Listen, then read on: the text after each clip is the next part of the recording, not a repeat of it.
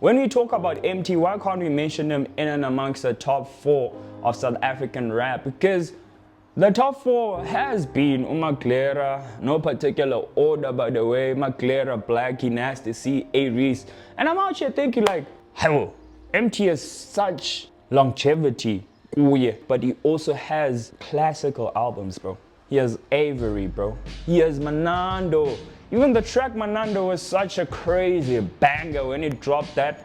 I was wondering like, right now, in the present day, why don't we regard Emtee in the same breath as we regard Casper and also AKA? I think he's kind of just beyond the other guys in terms of just the producing of hits, the longevity. Even the song that he has on Big Zulu's album, that's a hit.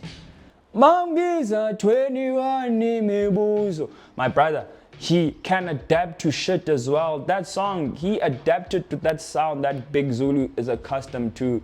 And it sounds like it's his own song. That's how good Emtee is, bro. And him walking away with DIY being the best produced album, I was like, shout out. He deserves it, bro. Regardless of whatever we want to say, Emtee, bro, is one of the staples in SA hip-hop. When we talk about Emtee, you can ask a young kid in the streets of Vilakazi or in the streets of Alex, yo, who is Emtee? They'll be like, Emtee, man, no, the reason I did it, yeah. So it's things like that Emtee is known everywhere in South Africa. And his music is timeless. Who else makes timeless music and still in the present day can win accolades like Metro FM Awards, bro?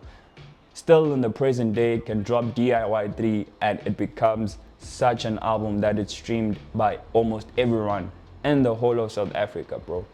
Who can do that? Who can still get on a feature and make sure that feature goes up because it has his name on it? Like, I can talk about Nasty C and equate it to that, but even Nasty C can't kind of do the same thing that Emtee can. If you listen to the Crowned Young album, you'll see that Nasty C has a feature there, but that feature did, what did it do? It didn't do a lot. It didn't do much at all, actually. And I'm thinking to myself, if Crowned Young would get a feature from anyone else besides Nasty C on his album, for example, if you get an A-Reece feature, that feature goes up, bro. It does. You get an Emtee feature, that feature inevitably will go up. And I feel like Emtee has given so many verses away that kind of aura of having him on a song and it goes up, it's not as impactful as A-Reece, bro, because A-Reece just maintains, he practices that law 16 of power where you use absence to increase your honor. What the fuck am I saying? But he does practice that shit and it's evident in the verses when he laces them like Dilemma for K-Kid. You can tell that there's so much oomph put into that.